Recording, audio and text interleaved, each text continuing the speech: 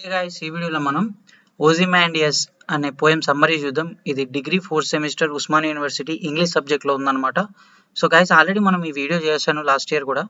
So మీకు update చేస్తున్నాను అనమాట. ఈ వీడియోలో ఏంటంటే ఇంతకుముందు ఓరల్ ఫామ్లో చెప్పాను, ఇప్పుడు పీడిఎఫ్ ఫార్మాట్లో ఇస్తున్నాను అనమాట. మీకు కూడా కొంచెం చదువుకోవడానికి ఈజీ అవుతుంది అని చెప్పేసి. సో గైస్ ఏంటంటే ఓవరాల్గా నీకు ఒక ఐడియా ఇస్తాను, వాట్ ఈస్ వాట్ అనేది. Let us read PDF also. నేను లైన్ బై లైన్ ఎక్స్ప్లెయిన్ చేస్తాను, ఈజీగా ఉంటుంది. ఓకేనా. సో ఓజిమాండియస్ అనే అతను ఒక కింగ్ అనమాట. ఓకేనా, ఒక కింగ్. సో ఆ కింగ్ని డిస్క్రైబ్ చేస్తారనమాట. ఆ కింగ్ స్టాచ్యూ ఉంటుంది ఒక ఎడారిలో. అసలు ఆ స్టాచ్యూని డిస్క్రైబ్ చేస్తారనమాట. ఎవరు? ఒక ట్రావెలర్ డిస్క్రైబ్ చేస్తాడు.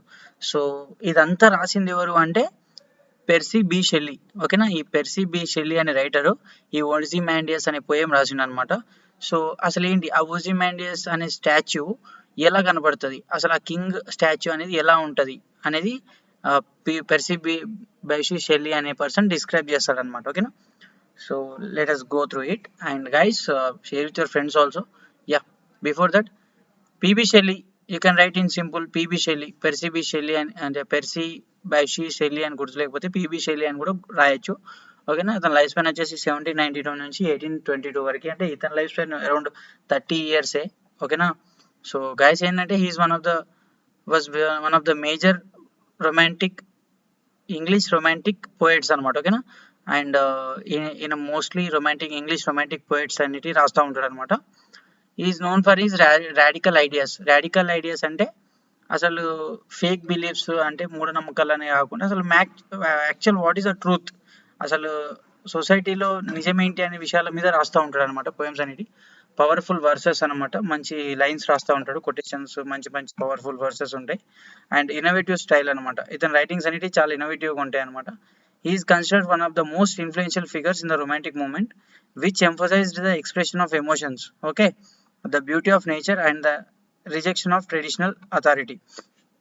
ఈయన మోస్ట్లీ రైటింగ్స్ ఎట్లా ఉంటాయంటే బ్యూటీ ఆఫ్ నేచర్ అంటే నేచర్ని డిస్క్రైబ్ చేస్తూ రాస్తాడనమాట ఇతను. So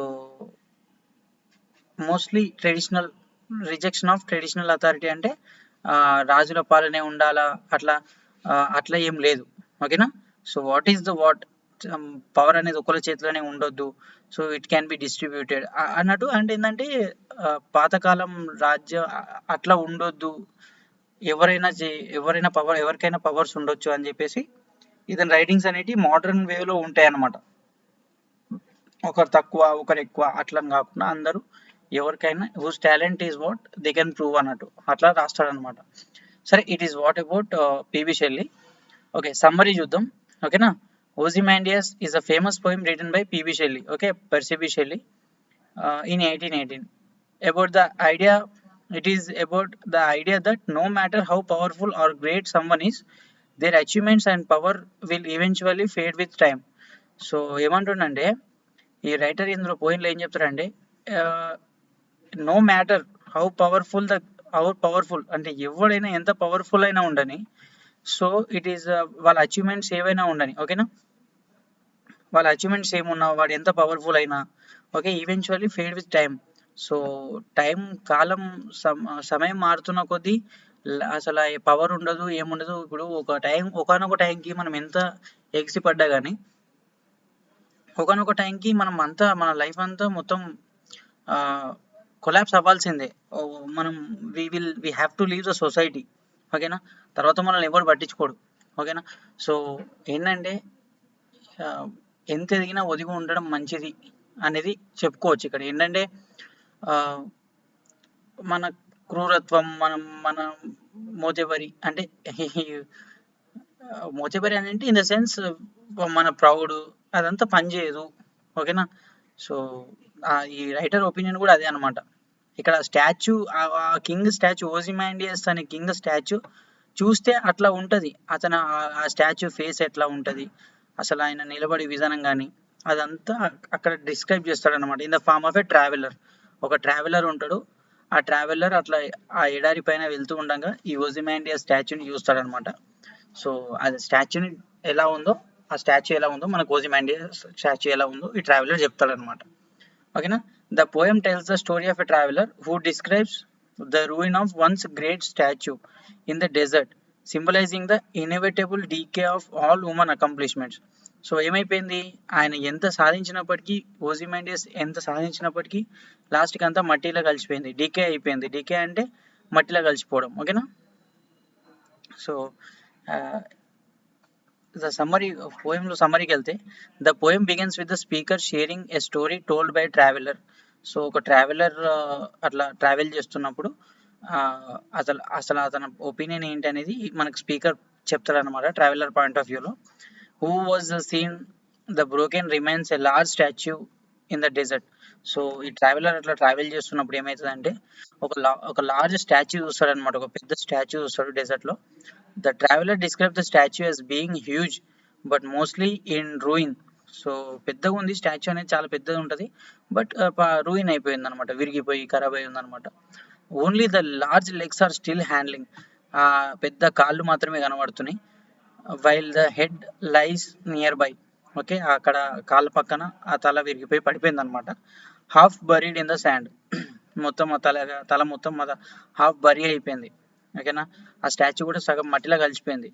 the face of the statue is damaged but the traveller notes that still seems to show his expression of arrogance and pride. So అసలు అది స్టాచ్యూ, ఆ face అట్లా కింద మట్టిలో పడిపోయినా కానీ ఆ ఫేస్ ఎట్లా ఉందంటే, ఆ ఫేస్లో ఎక్స్ప్రెషన్ ఎట్లా ఉందంటే అరోగెన్స్ అండ్ ప్రైడ్, అంటే నేనే ఆయన ఫేస్లో గర్వము, అసలు పొగరు ఎట్లా కనబడుతుందంటే ఒక విపరీతంగా పొగరు కనబడుతుంది అనమాట ఆ స్టాచ్యూ ఫేస్లో, ఆ ఓజిమాండియస్ స్టాచ్యూ అది.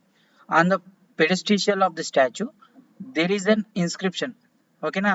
సో ఆ స్టాచ్యూ పెడెస్టిషియల్ అంటే కాళ్ళ కింద ఒక ఇన్స్క్రిప్షన్ ఉందన్నమాట. ఆ ఇన్స్క్రిప్షన్ అంటే అట్లా రాస్తూ ఉంటారు, ఇప్పుడు మన స్టాచ్యూల కింద ఇట్లా పేర్లు రాస్తూ ఉంటారు కదా, ఆ స్టాచ్యూ ఎవరు కట్టిరు, అసలు ఆ స్టాచ్యూ దేని గురించి అని చెప్పేసి.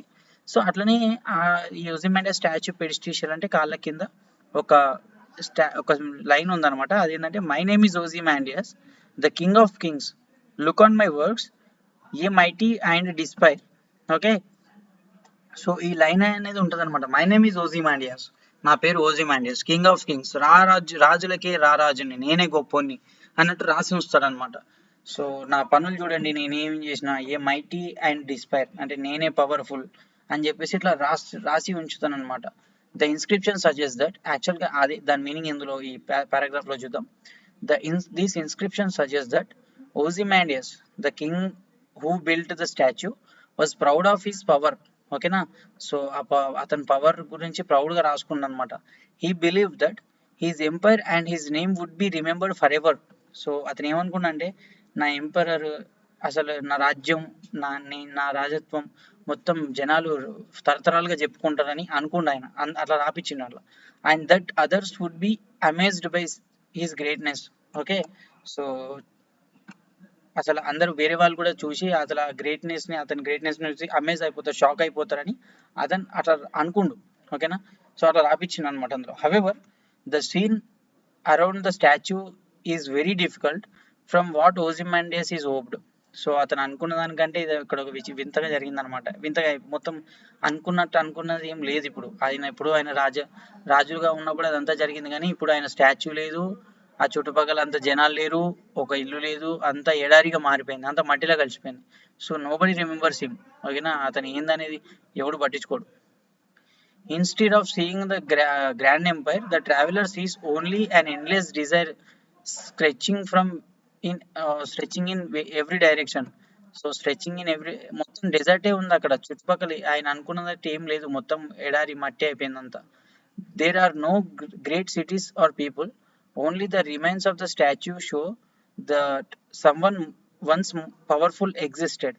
ఓకేనా, అక్కడ ఆ స్టాచ్యూ రిమైన్స్ మాత్రం ఏం చెప్తున్నా అంటే, ఎవరో అప్పట్లో ఒక రాజు మంచిగా ఉండొచ్చు అనేది మాత్రమే అక్కడ ఆ స్టాచ్యూ చూపిస్తుంది. అవి కూడా 4 రోజులు అయితే మట్టిలో కలిసిపోతే ఎవడు పట్టించుకోడు కూడా. The traveller descriptions of the scene is most of iron, full of irony, as the mighty kings emperor has completely disappeared. So ఇప్పుడు అక్కడ రాజరికం అనేది మొత్తం డిసపియర్ అయిపోయింది, రాజు పవర్ ఏందనేది కూడా అక్కడ ఏం లేదు. Living only a broken statue to remind us of its former glory. ఓకేనా, సో అప్పుడు ఎట్లా ఉంటుండే అనేది జస్ట్ ఆ బ్రోకెన్ స్టాచ్యూ మాత్రం ఒకటే మిగిలిపోయింది. అక్కడ రాజరికం పట్టించుకునేటోటి ఎవరు లేడు అని చెప్పేసి ద పోయం మీనింగ్ అనమాట. Final lines of the poem highlights the irony of the Ozymandias boast. The words on the pedestal meant to show off his greatness. Okay, now seems ridiculous. So అప్పుడు ఆ పదాలన్నిటి చాలా greatness గా చాలా great గా రాపించిండు ఆ పదాలన్నిటి. But ఇవన్నీ ఇప్పుడు ridiculous అనమాట. రెడిక్యులస్ అంటే చీప్ అయిపోయినాయి, ఇప్పుడు పట్టించుకోకుండా అయిపోయింది అది. ఇన్స్టెడ్ ఆఫ్ ఇన్స్పైరింగ్ అవ్ and admiration, the inscription only emphasizes how fertile the king's ambition was.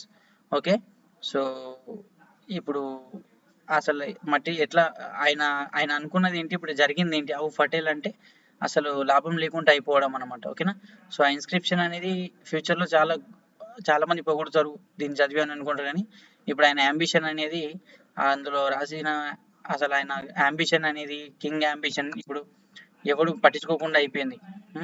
The time has erased everything he built, and now all that remains is the ruined statue. Okay, the time has erased everything he built. So కాలం మారుతున్న కొద్దీ అతను కట్టిందంతా waste అయిపోయింది, అసలు ఆయన రాజ్యమే collapse అయిపోయింది. So అక్కడ ఒక రూయిన్, అదే ఆయన స్టాచ్యూ, ఒక పడిపోయిన స్టాచ్యూ, విరిగిపోయిన స్టాచ్యూ మాత్రమే ఉంది తప్ప చుట్టుపక్కలంతా మట్టి అయిపోయింది. ద పోయం అయితే ఇక్కడ కంక్లూజన్ ఏంటంటే, the poem uses irony to show that no matter how hard people try to make their mark on the world, nature and time will always have a final say.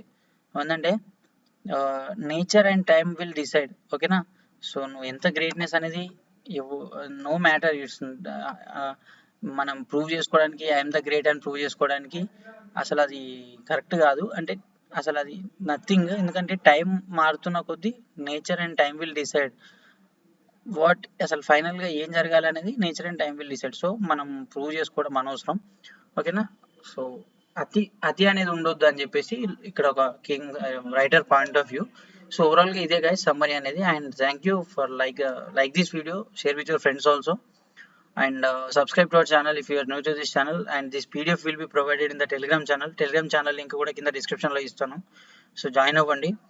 And guys మీకు ఇంకా ఫర్దర్గా ఏమన్నా lessons కావాలనుకుంటే కింద mention చేయండి, will explain it detail. Okay, thank you, by by. And ఈ summary కూడా డిస్క్రిప్షన్లో ఇస్తాను, ఎట్లా కన్వీనియంట్ ఉంటే అట్లా ప్రిపేర్ అవ్వండి.